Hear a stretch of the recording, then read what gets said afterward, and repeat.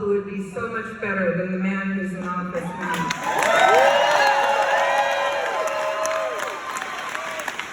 I decided to caucus for Pete because I believe what he stands for. He is a sincere and honest man who I trust. I admire his service in the military, and I share his vision for public education in America.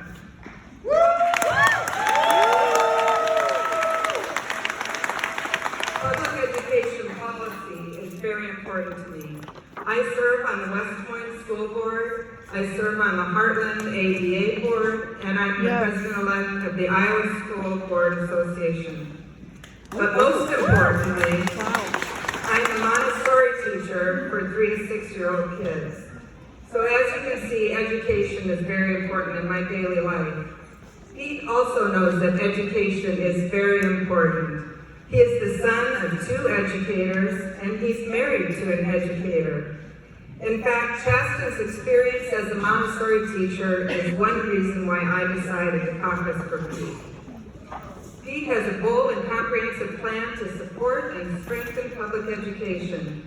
The plan will not only increase pay for preschool and K-12 teachers, but it will provide equity to all students, giving academic opportunity to everyone no matter where they live. Finally, as a preschool teacher, I appreciate Pete's commitment to early childhood care and education.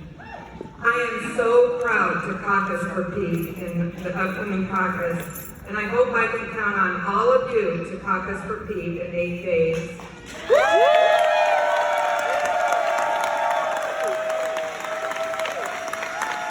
even more importantly, I hope I can count on all of you to vote for Pete next November.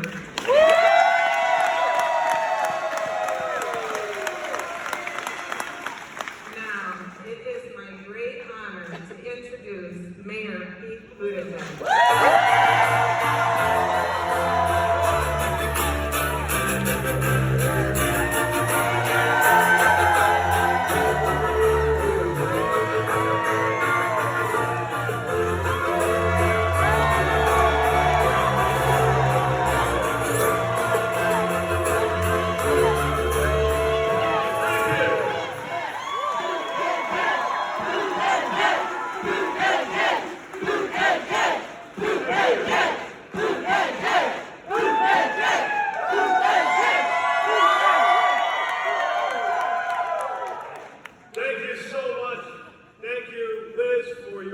Support for education and your support for this campaign.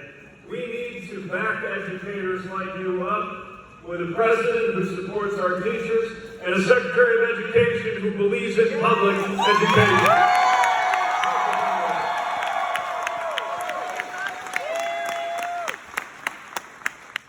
Thank you for joining us today, just 8 days out from what are going to be among the most historic Iowa caucuses yet.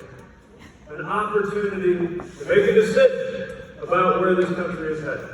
And I have spent the last year and 3 days traveling this country and traveling this state, talking to voters, and I'm thinking back to those first days we turned up in coffee shops and schoolhouses around Iowa, hoping to get 20 or 30 people at a time, willing to take a chance, willing to try to learn how to say my name. Started out with a campaign organization of 4 people, 4 staff, and have now grown to the point where I believe we are just a few days away from making history right here in Iowa.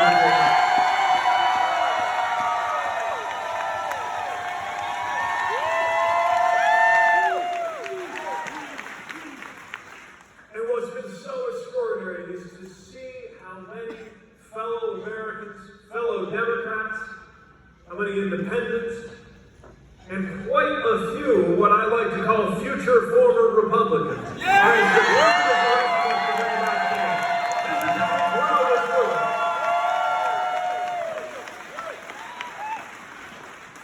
And it all comes down to that controlling image, the image that I share everywhere I go, that I ask you to picture in as much detail as you can.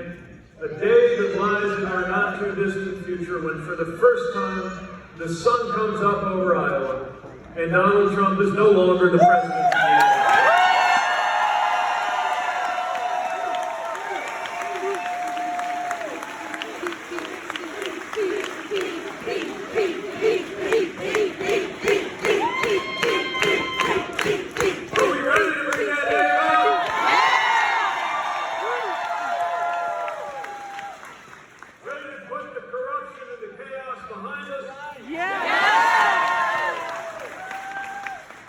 Are you ready to put the tweets into the archive?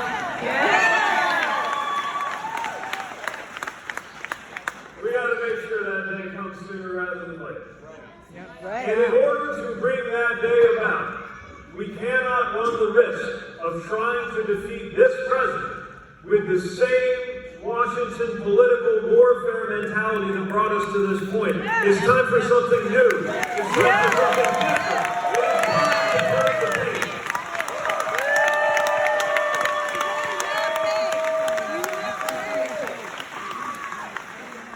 This is our chance. But it's not just about the fact that we have got to bring an end to this presidency. The reason I ask everyone to think about how it will feel on that first day that the sun comes up and this presidency is in the past is that on that day, our work is just going to begin. Think about how it will feel.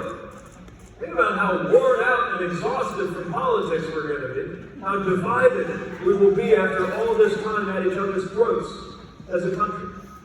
It means our country will be crying out for a president capable of unifying and healing the American people.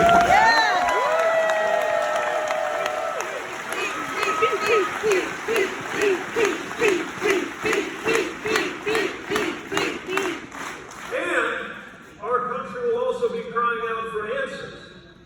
It won't be enough just to say, let's get together. We're going to have to get together and do something fast about the problems that got us here. A climate that is this close to the point of no return. We got to act on that.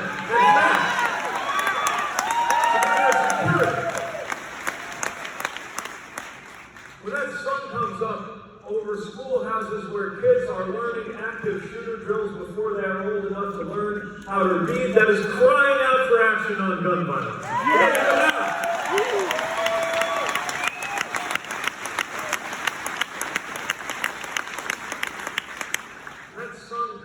Over communities where folks are being told we got a fantastic economy because the Dow Jones is looking good, but more and more people need to take on more and more jobs just to hold on to what they've got. Our economy is crying out for action, and we'll have to get to work on day one.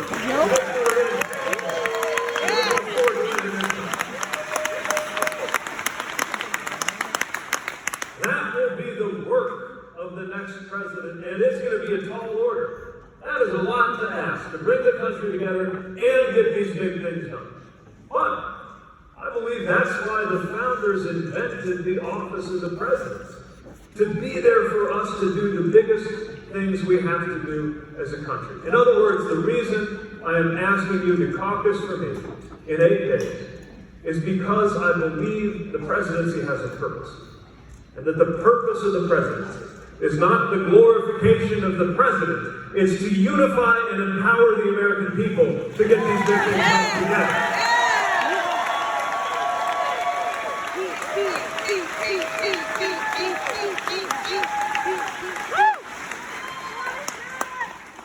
And as we have traveled through this state over the last year, I have seen that folks are already there. We, the American people, already understand what needs to be done in our communities, in our families.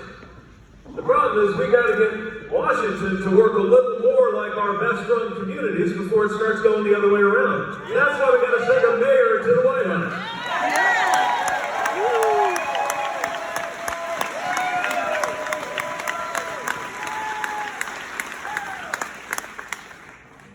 We already have the values that we can come together around in order to light the way forward. But we got to understand that those values matter. Our politics itself matters only because of what it means in our everyday lives. They would have you thinking that it's all about who got the best cigar off in a debate, who's looking good on cable these days. But the reason any of that matters is that the decisions they make in those big white buildings in Washington, D.C. find their way into our lives and into our homes, into our workplaces, and even our marriages. I got a big reminder of this a couple weeks ago when I ran into someone I knew at the airport. Somebody I knew because we had served together in Afghanistan. And I hadn't seen her since she was injured in an insider attack while we were both deployed. And I saw her coming down the concourse with her teenage son at her side, wearing a t-shirt from the Wounded Warrior Project that said, "Some assembly required." And when I asked how she was doing, she smiled and lifted up her knee and tapped on her prosthetic leg and said, "The Navy fixed me up just fine." And then she let me know that she is looking forward to her next deployment that's coming up not too long from now. Because she is ready, as all of our service members are, to do whatever the American people require of her. They're just asking and expecting one thing in return: that the American people, in the person of the Commander-in-Chief, will never ask them to go into harm's way if it can ever be avoided, and that we will take care of them both during and after their time in service.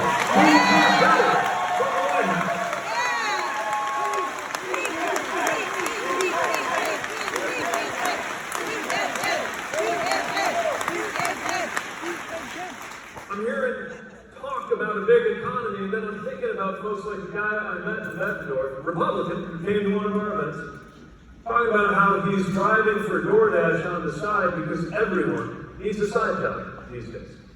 Think about what it means if everyone needs a side job these days. It makes it sound like we're living in a time of national hardship, not a season of American plenty. We got to ask ourselves what it really means to have an economy that works for us. And when I'm president, we're going to measure our economic performance not by how the Dow Jones is doing, but by the income growth of the 90%. Because the economy is one that's working for us.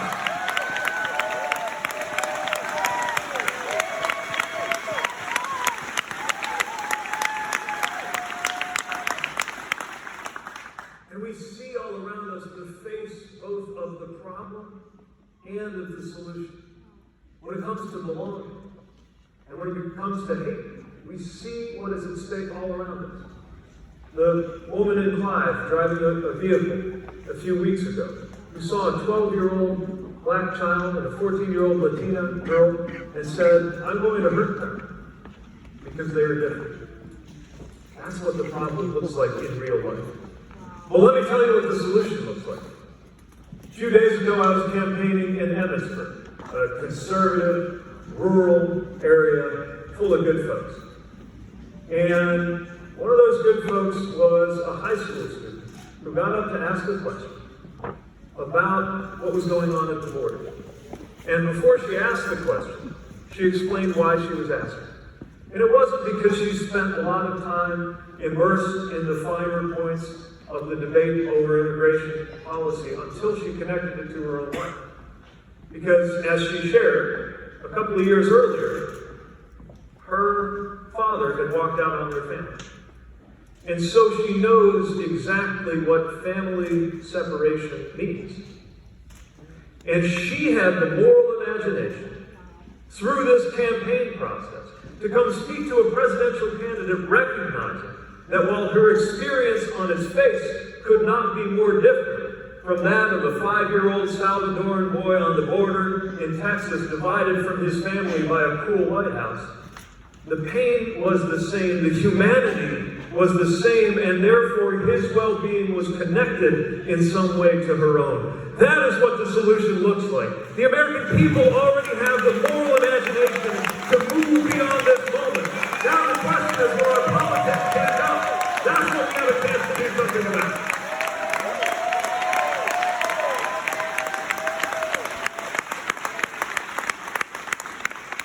The solutions are all around us, and they are not in the past. American greatness has nothing to do with the word again. Right. It's right there on the wall. Great happens here. Yeah. It also happens now. Yeah.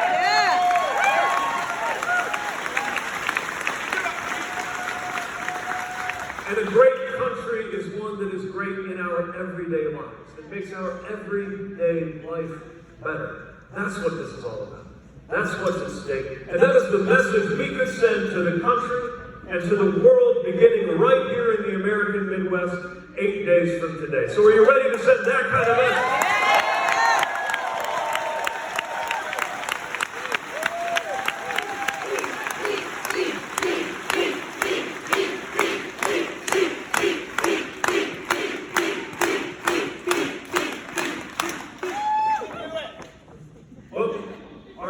Grown just a little bit since I first came out, but that doesn't mean this is too big of a room to have a conversation.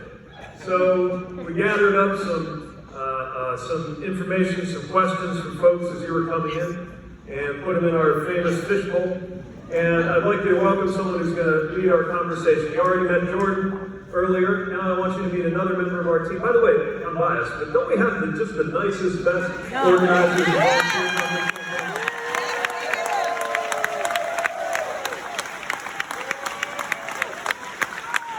Please welcome my friend Barrett, came all the way from Virginia. She's going to come on the stage and be your voice and guide this conversation.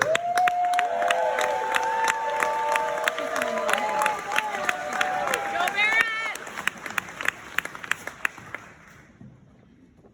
I think it's on. Yeah, great.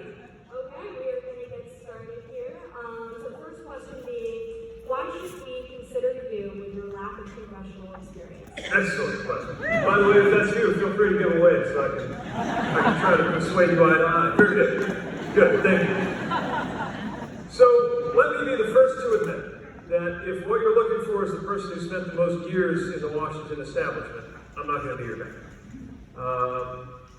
I'm running because I believe we need something a little different. Yes. Yes. So do we. Now, let me also say, look, there's no job like the president, right? Nobody who hasn't been president has really walked in those shoes. And it's a leap for anybody. But I would also say there's no job quite like mayor. When you are guiding a city, especially a city like mine that was told that we were dying in the national press just a decade ago, to get on its feet, when there's no one else to call on, you've got to make a decision about whether to go this way or that way on anything from the economy to dealing with an emergency. And you don't make that decision from a committee room in Washington. You're on the ground. You're a resident of your own city. We eat what we cook when you're there. And I think we need a little bit of that dose of reality finding its way to Washington. Yes. Yes. Yes.